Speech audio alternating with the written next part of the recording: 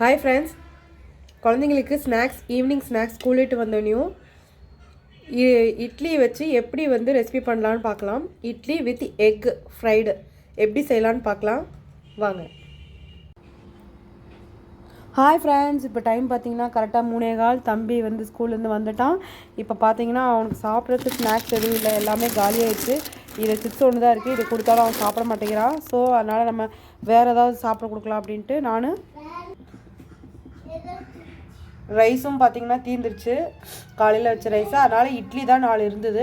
இதை வச்சு எவ்வளோ அழகாக நம்ம வந்து இட்லி வித் எக் ரைஸ் மாதிரி, அதாவது இட்லி வித் எக்கு இதையோடு சேர்த்து நம்ம எக் ஃப்ரை. ஹாய் ஃப்ரெண்ட்ஸ், இப்போ நான் சொன்னேன் இல்லையா, இப்போது நாம் அந்த இட்லி வித் எக் ஃப்ரைக்கு தேவையான ரெசிபி வந்து எப்படி செய்கிறது, இன்க்ரீடியன்ஸ் எல்லாம் பார்த்துக்கலாம். வெங்காயம் ஒரு மீடியம் சைஸ் பெரிய வெங்காயம் எடுத்து நீங்கள் கட் பண்ணி வச்சுக்கோங்க. வெங்காயம் பிடிச்சா வெங்காயம் ஆட் பண்ணுங்கள். வெங்காயம் சாப்பிட மாட்டாங்கன்னு நினச்சிங்கன்னா வெங்காயத்தை கூட நீங்கள் தவிர்த்துக்கலாம். கருவேப்பிலை, மிளகாய் மட்டும் போட்டுக்கலாம். வேணும்னு நினைக்கிறவங்க டேஸ்ட் வேணும்னு நினைக்கிறவங்க வெங்காயம் ஆட் பண்ணிக்கோங்க. கேரட்டு, முட்டைக்கோசு துருவிந்தி ஒரு சின்ன கப், ஒரு 1/4 கப் அளவு முட்டை எடுத்துக்கோங்க. முட்டை வந்து 2 முட்டையை உடச்சி நல்லா கலக்கி வச்சுருக்கேன். இதை நல்லா ஸ்மாஷ் பண்ணி வச்சுருக்கேன். அதுக்கு தேவையான மசாலா ஐட்டம் பார்த்திங்கன்னா, இது வந்து மிளகு கொஞ்சோண்டு, அரை ஸ்பூனுக்கு கம்மியாக, ஏன்னா குழந்தைங்க காரம் அதிகம் சாப்பிட மாட்டாங்க, அதனால் காரத்துக்கு ஏற்ற மாதிரி போட்டுக்கோங்க. மிளகுத்தூள், மட்டன் மசாலா கொஞ்சோண்டு எடுத்திருக்கேன். கறி மசாலா தூள் கொஞ்சோண்டு எடுத்திருக்கேன். என்கிட்ட என்ன மசாலா இருக்கோ அதை வச்சு தான் ரெடி பண்ண போகிறேன். உங்கள்கிட்ட என்ன மசாலா இருக்கோ நீங்கள் ரெடி பண்ணலாம். அதுக்காக சாம்பார் தூள் இதெல்லாம் போடக்கூடாது. நீங்கள் வந்து மசாலா ஐட்டம்ஸ் வந்து சிக்கன் மசாலா இல்லை மட்டன் மசாலா, அந்த மாதிரி ஏதோ ஒரு மசாலா நீங்கள் வந்து தேவையானதை ஆட் பண்ணிக்கலாம். எங்கிட்ட இருக்கிற மசாலா வச்சு நான் இப்போ செய்ய போகிறேன். வாங்க பார்க்கலாம் எப்படி செய்கிறது. நான் பசங்க சாப்பிட்றதுக்கு எப்பவும் நல்லெண்ணெய் தான் எடுத்துப்பேன். உங்கள்கிட்ட என்ன ஆயில் இருக்கோ நீங்கள் அதை எடுத்துக்கலாம். தேவையான அளவு எண்ணெய்.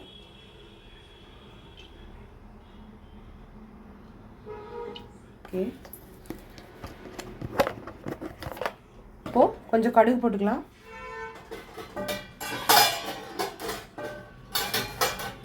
எண்ணெய் சூடேறிச்சு. கடுகு பொரியட்டும்.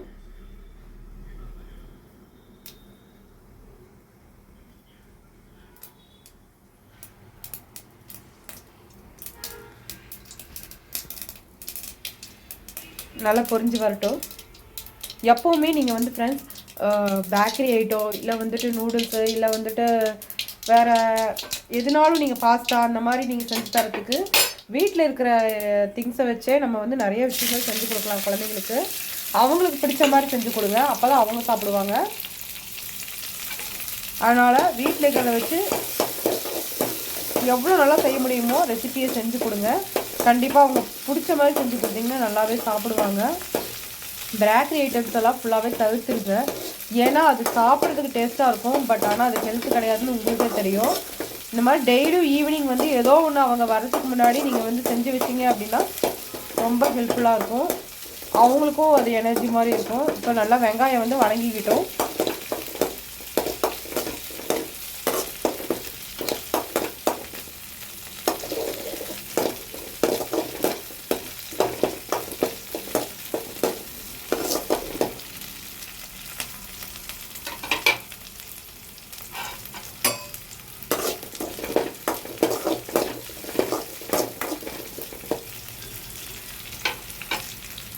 நல்ல வெங்காயம் மாநிறமாக பொரிஞ்சு வந்துருச்சு. இப்போ நாம் கேரட்டு, துருவி வச்சிருக்க கேரட்டு, முட்டைக்கோஸ்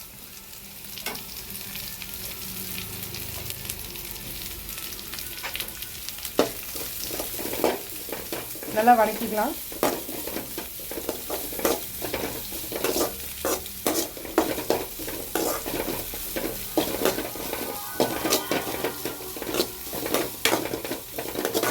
இவ்வளோதான் ஃப்ரெண்ட்ஸ். இது என்னென்னா கடையில் வந்துட்டு அவங்க வந்து கொஞ்சம் வடைச்சட்டியெல்லாம் நல்லா சத்தமாக ஷேக் பண்ணி செஞ்சு கொடுத்தா அது வந்து விரும்பி சாப்பிட்ற மாதிரி ஒரு ஃபீல் எல்லாருக்கும். ஆனால் அது நல்லதே கிடையாது. அவங்க வந்து டேஸ்ட்டுக்காக வந்து நிறைய பேர் அஜினமோட்டோஸ் அது இதுன்னு தேவையில்லாத கெமிக்கல் பவுடர்ஸ் யூஸ் பண்ணுவாங்க. அது ஹெல்த்துக்கு நல்லதும் கிடையாது. முடிஞ்ச வரைக்கும் வீட்டிலேயே செஞ்சு சாப்பிடுங்க. அது ரொம்ப ரொம்ப நல்லது, நம்மளோட ஹெல்த்துக்கு ரொம்ப நல்லது. இப்போ நம்ம இதுக்கு நல்லா வணங்கிருச்சு. இப்போது இது கூட நம்ம வந்து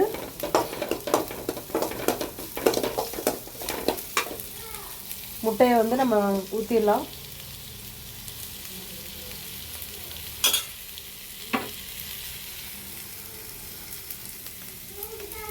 முட்டையெல்லாம் ஆல்ரெடி உடச்சி 2 முட்டையை உடச்சி ஊற்றுனதுலேயே லைட்டாக முட்டைக்கு ஆழமான உப்பு அதில் போட்டிருக்கேன்.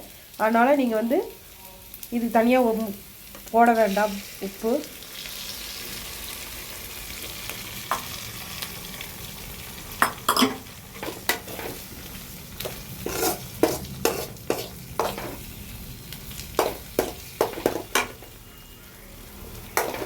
இது நல்லா இப்போ பரட்டி எடுத்துக்கலாம். இப்போ இது நம்ம கட் பண்ணி வச்சுருந்த இட்லி இதில் ஆட் பண்ணிக்கலாம்.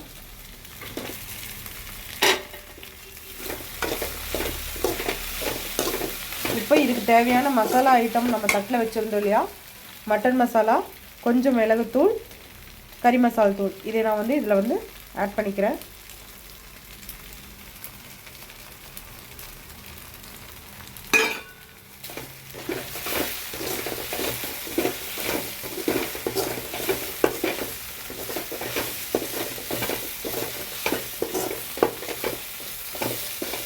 இட்லியை வந்து சின்ன சின்ன பீஸ் மாதிரி கட் பண்ணி போட்டிங்கன்னா ஈஸியாக இருக்கும் மசாலாலாம் ஒட்டுறதுக்கு. கையில் பொடிச்சோம் அப்படின்னா அது வந்து உப்புமா ஆயிரும். அதனால் கத்தியில் கட் பண்ணிக்கோங்க.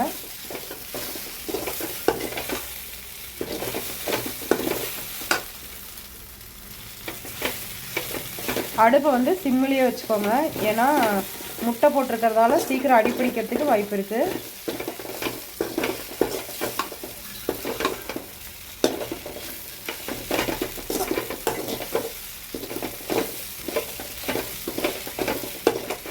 அவ்வளோதான் ஃப்ரெண்ட்ஸ். இப்போ பார்த்தீங்கன்னா இப்போது இதுக்கு தேவையான உப்பை நம்ம லைட்டாக தூவி விட்டுடலாம்.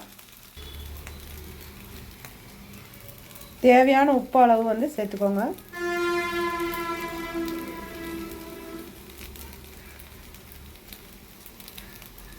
அவ்வளோதான் ஃப்ரெண்ட்ஸ்.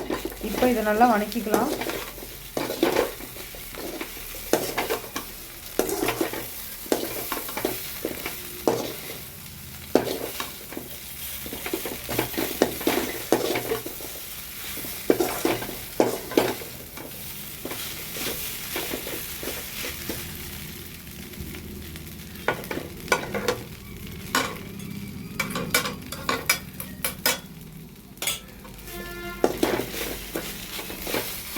அவ்வளோதான் friends, idli with egg fry ready.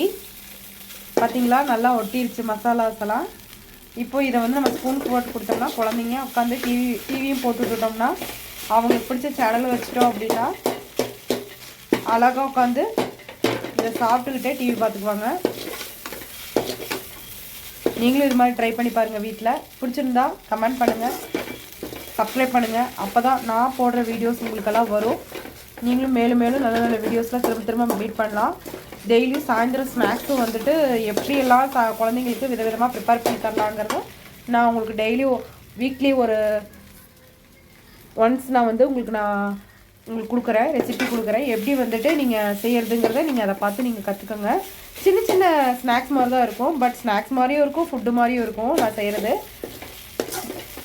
Try பண்ணி பார்த்துட்டு கமெண்ட் பண்ணுங்கள் ஃப்ரெண்ட்ஸ். பாய், மறுபடியும் பார்க்கலாம்.